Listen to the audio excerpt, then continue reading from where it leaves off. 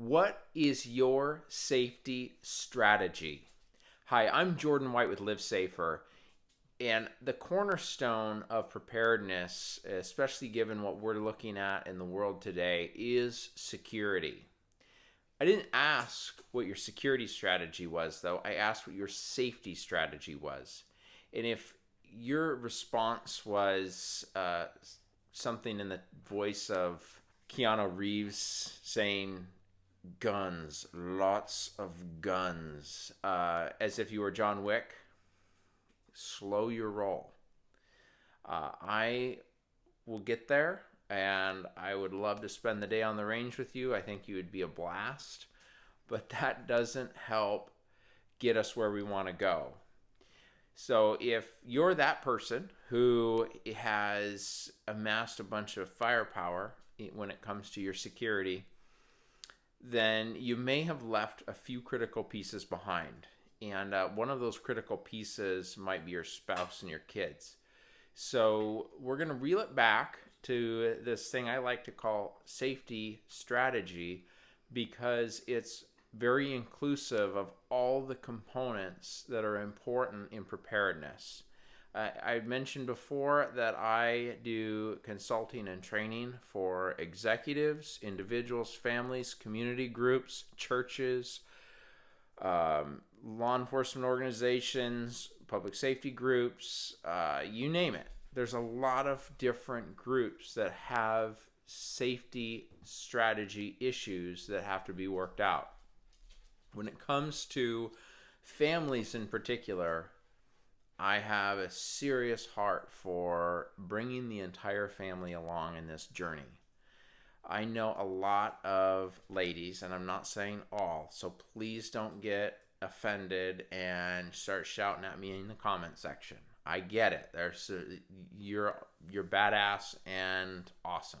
If that's you, you've got it. I'm not talking to you. If you're in another larger spectrum of the world who doesn't get excited about the doom and gloom and the end of the world and, oh my gosh, it's all crashing down, honey, isn't this awesome? And you're like, no, I don't see a compelling future in that. And I don't get excited. And when dad talks about security, it means he's probably going to spend the grocery money on guns and ammo. I hear you. I understand the issue. And I'm going to help you work through it as a family, because listen, guys, if you've been preparing and you've got your go bag and your go rifle and your backups to your backups, and you've got it in the truck with you all the time, and when things start to get unwound, you call your buddies and you talk about how things are going to go down, that's very important, because when we talk about security, especially when it comes to families and communities, there is absolutely a component of teamwork to keep you safe. I am an advocate in my strategy of bringing people together to accomplish the task of security. There are other people in their strategies who want to go to a complete isolation. That's great too. It works. If you want to go into your time capsule and set the stopwatch for a year and come back out and see what's happened, that works. It works. It works if you have the time capsule. So if I ask, what's your safety strategy? And you say, we're gonna bug out the bunker, and we're gonna batten down the hatches, and we are gonna secure in place. We're good. And I say, awesome, where's your bunker? You're like, oh, well, we're still designing that. We haven't really picked the right bug out location. Okay, that's not your strategy. That's a pipe dream, and I commend you for it. It's a great one. If you can find a perfect bug out location and you have a plan to get there and you have the resources there when you arrive, and everyone knows when to go, how to go, and what their job is when they get there, that's fantastic. And look, there's a few people out there who will legitimately have a helicopter land in their yard and pick them up and deliver them to a secure facility, a bunker that they already have their stuff waiting for them in, and they don't even have to think about it. That's what I call superior genetics. If you're one of those people, you're not watching this video. But if you happen to stumble across it, the 5 of you in the world, I know you, we can hang out, we can talk, because there's other issues that you're going to have when you arrive and you don't have your therapist, because there's survivor's guilt, there's all these other elements that go along if you're in a special elite group of people who don't have to think about anything, and you're guaranteed protection and security and safety and food and medical and all that. And you don't work for the government, because there's those people that have that all set up for them too. I am talking to those of you who I just baffled when I said safety strategy instead of security plan, because we have a lot of great work that we can do together. I welcome you to follow me through this journey of online videos. Join a mastermind or a course when it gets posted. I haven't put those up publicly yet, but I'm working on it, because I think it's very important for community groups, communities, churches, friends, family. If you have people in your life that you say, I'm going to get through this with you, then let's have building blocks to strategize with and to make that plan. Because after you have a strategy, now you can build a plan. After you have the plan, you can amass the resources that it's going to take to implement your plan, or to facilitate your plan. So it's great now. If you said, I've been able to run out, I picked up some guns and ammo while they're still available, and now I want to know how they fit into, you got to build a plan to work with what I have. That's great, because you can get into some universal stuff. I'm simplistic, even though I have elaborate taste in my guns and my ammo, my foodstuffs, my medical equipment. You can get pretty basic and really get the job done. I'm just picky because I've done this for a really long time, and I've had a taste of some tremendous equipment out there, and I just can't go back. That doesn't mean that you can't create just a fantastic plan and structure around an AR-15, generic AR-15 with open sights, 1,000 rounds of ammo, an 870 pump shotgun, and a Glock 17 or 19 9mm.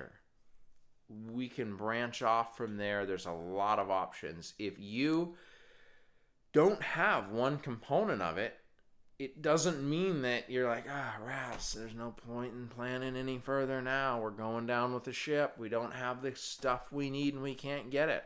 No, just get creative. When I was growing up, we lived off-grid.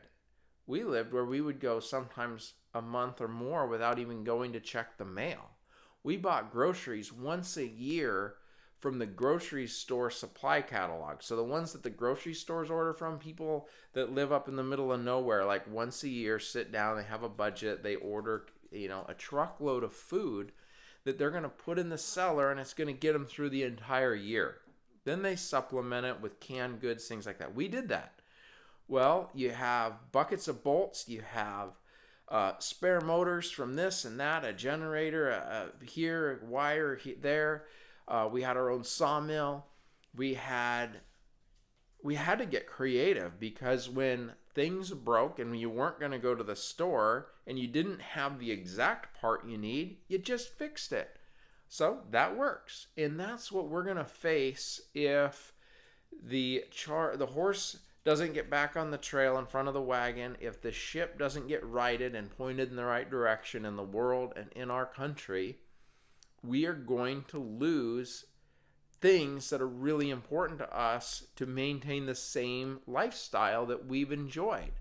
So it's not about a lack of resources that is going to hold us back. It's going to be a lack of resourcefulness. So I'm going to help you through that. So when it comes to your strategy, though, it includes resourcefulness. Everything that we're talking about with shelter, air, water, food, medical, protection, all is going to fit within your safety strategy. And folks, men, I'm talking to you.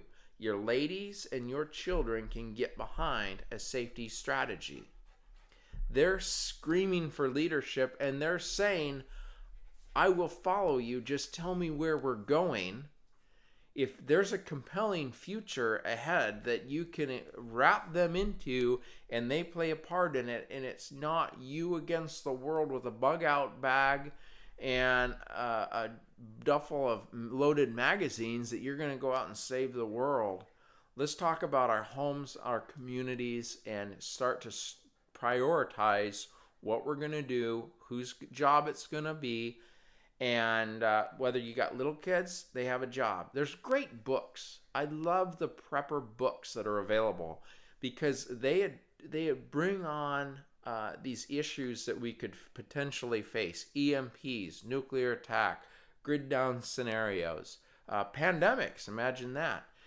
But they address the issues as families and as communities, and they talk about people coming together and working through their differences. I don't have any right off the top of my head, but there are great titles that you can read as a family to help wrap your head around the possibility of things getting weird and you working through it together. Because there are even primers, not only for conversations of how you address this with folks who may not think this is a popular topic, but it is that idea that we can come up with the 3 things it takes to be happy. You need someone to love, something to do, and something to look forward to. And if you've talked about the doom and gloom for a long time when it comes to preparedness, and it's going to be a total meltdown, and you suddenly picture yourself in some movie, depending on how old you are, Rambo, Liam Neeson in Taken, or, the more current generations, which is John Wick, of you just totally annihilating evil by yourself, you against the world. There isn't a place there for a family that might be scared. But there is an exciting, compelling future. I lived in essentially a grid down scenario where we did not have a lot of interaction, and it was fantastic. And it's not because I came from mountain men. It's my mom was a Carmel beach bum. Carmel, California, white sand, Austin Healy, had a beagle when she was growing up. Never imagined living in Montana, let alone on a mountaintop without electricity, homeschooling her kids, canning venison, and foraging, raking for exercise, and she enjoyed burning brush piles. So if she could get behind it, not because she had to, she did it because she wanted to, because my parents created a vision that included teaching our family how to live under those circumstances, doing it together, teamwork, what we could learn. I got farmed out to the Amish when I was 14 years old to build log houses for 6 months. I learned things working and living with the Amish that were invaluable then, through my entire life, and especially when we consider losing the comforts that we've grown so accustomed to. If you take away all of our comforts, our electronics, our grid, conventional running water, our cars, for crying out loud, all the things that we get so excited about, boats, four-wheelers, artwork, fancy clothes, and you put a family together where kids can laugh, they can love, they can giggle, they can play together, they can be together, they can work together, and they can enjoy their life without all those things, and you get to experience that and see it, then you know that this giant consumer world that we've become accustomed to is not essential to a family being able to love and live together. It's nice, but don't get me wrong, I like things. I enjoy shopping. I enjoy collecting, telling stories, traveling, flying. I'm a pilot. I would hate to imagine a life where I didn't get to fly anymore. Well, luckily that's part of the extraction and evacuation plan, because you have primary, alternate, rally points, emergency strategies, and things where you're going to go and what you're going to do. We'll talk about all that. But I mean, I incorporate the things that I like into it. And if things get certain weird and it fit into a certain element, then hey, my family's bugging out in the airplane. That's totally cool because it could potentially be. So I appreciate you joining me for this video. I do ask you to consider as a family, as a group of buddies who are having a beer together, or coworkers who talk about this on their lunch break. I implore you to talk strategy and to wrap your head around that and figure out who's going to be in your group, how big's your group going to be, what are you going to do when your group exists, and what are the priorities that your group's going to have as you work together, and let that be your strategy. So strategize, and once you have something that you can work with, then we'll talk about plans, and then we'll talk about the elements that it takes to make that plan work. We'll break it down in shelter, water, food, protection. We'll get all into these details, but for today and for now, maybe just this evening, make it a priority to sit down and talk about your strategy. What are you preparing for, and how are you preparing? Thanks for tuning in. I look forward to sharing more. It's an exciting day. Every day is a new one. I just got home from work, and I'll tell you, people are crazy out there.